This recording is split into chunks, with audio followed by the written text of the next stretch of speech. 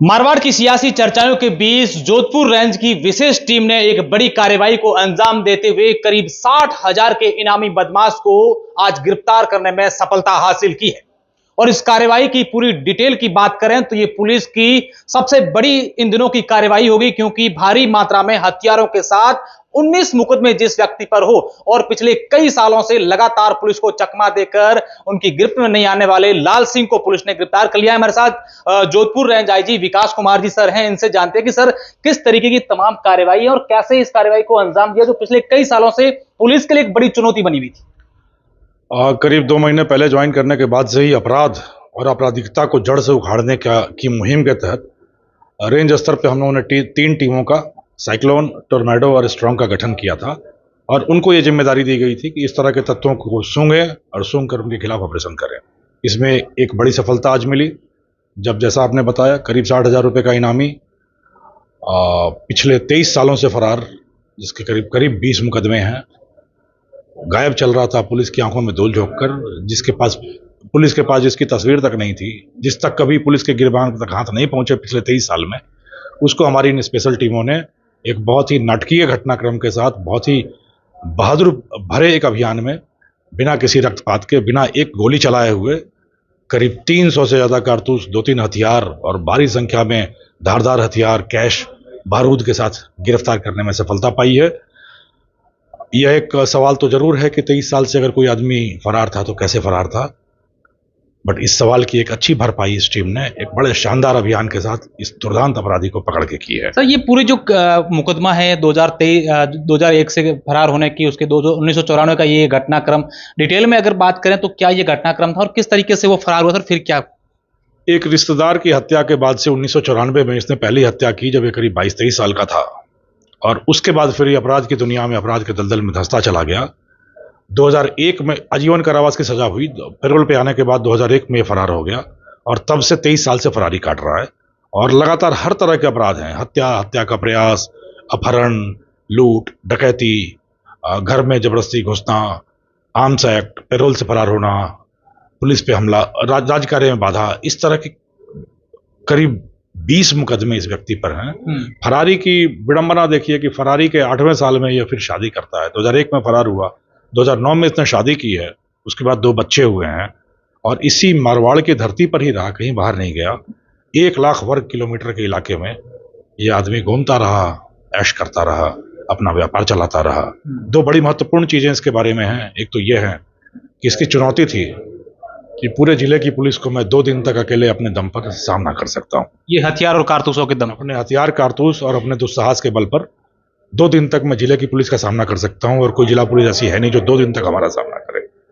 दूसरी इसकी खासियत यह थी कि कमाई का कोई जरिया नहीं है, सिर्फ चंदा, अनुदान, सहयोग राशि, लोगों से पैसे और लाखों की मात्रा में नगद इसके पास आता रहा।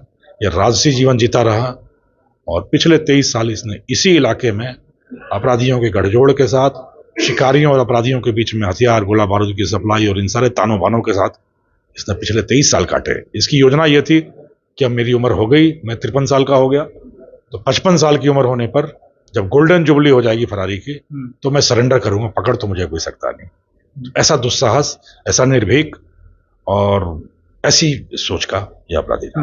सर ये भी बात आई है कि ये अपने घर के आसपास कुत्तों को रखता था ताकि कोई अनजान व्यक्ति आ जाए, या शगुन पर विश्वास करना, तमाम बातें कई तरह के शौक थे इसके। जैसे एक तो शिकार का शौकीन है, ये कि शिकार करके खाऊंगा।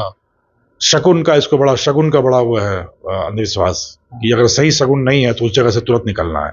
उदाहरण के तौर पे इसका कहना है कि आज ही सुबह मेरे बाएं तरफ तीतर बोल रहा था और लगातार बोल रहा था, तो मुझे कह रहा था कि यहाँ से निकलो। थोड़ा सा निकलने में मुझे देर हो गया, तब पुलिस को मेरा आइडिया लग गया, अंदाजा लग गया, नहीं तो मैं पकड़ में नहीं आता। जब तक मैं शगुन को सही पढ़ता रहता हूँ मुझे कोई पकड़ नहीं पाता। एक ये चीज थी इसकी। दूसरी, इसने खूब सारे कुत्ते पाल रखे अपने घर के आसपास कि 1 किलोमीटर के दायरे में भी कोई अनजान व्यक्ति आएगा तो इसको सतर्क कर देंगे वो। तो इस तरह की सारी व्यवस्था बना के आप सोचो, पिछले 23 साल में जिसकी पुलिस के पास फोटो तक नहीं है, जिसकी कभी झलक तक नहीं मिली पुलिस को, और वो इसी इलाके में, इस इलाके से बाहर नहीं निकला, अपने दुस्साहस के साथ इसी इलाके में जमा रहा पैठ बना के रहा। सर इतने तमाम मुकदमे इन पर जो दर्ज हुए हैं लाल सिंह पर, ये मुकदमे कब जब फरार होने के बाद के हैं उससे पहले के? 2-3 मुकदमे फरार होने के पहले के हैं, एक 94 का है, एक 96 का है, बट ज्यादातर मुकदमे फरार होने के बाद के हैं। तो अब क्या जब आपने गिरफ्तार कर लिया है तब उनसे पूछताछ भी की होगी, हथियार ये तमाम जो हथियार है ये कहाँ से लेके आए और ये इतने सारे कारतूस पास रखने का क्या? देखिए अभी तो बहुत सारी गहन पूछताछ चल रही है, कुछ टीमें अभी भी इसके द्वारा बताए गए हैं कि अभी और हथियार हैं कहीं कहीं रखे हुए हैं, तो उन हथियारों की तलाश में पुलिस की टीमें दबिश भी दे रही हैं। ये कारतूस अभी तक तो जो इसने बताया है कि यूपी के बदमाशों के माध्यम से इस तक पहुंचते थे। हथियार इसने कुछ अंतर्राज्यीय कुख्यात डकैत थे उनसे खरीदना बताया है, और ये सब प्रारंभिक सूचना है। जब विस्तृत पूछताछ होगी तो परत दर परत शायद और खुलता जाए, तो हो सकता है कई सारी चीजें ऐसी हमारे सामने आए जो आश्चर्यजनक हो। तो क्या पूछताछ में क्या कहा है कि क्या ये अब क्या सोचते हैं और नई पीढ़ी को क्या संदेश, ऐसी कोई बातचीत आप लोगों ने की है कि क्या अपना खौफ जारी रखना चाहते हैं? पकड़े जाने के 5 मिनट के बाद इसने पश्चाताप के स्वर में कहा कि मैं नई पीढ़ी को एक संदेश देना चाहता हूं कि मैं प्रतिशोध और हिंसा की आग में धधकता रहा और गलत रास्ते पे चला गया।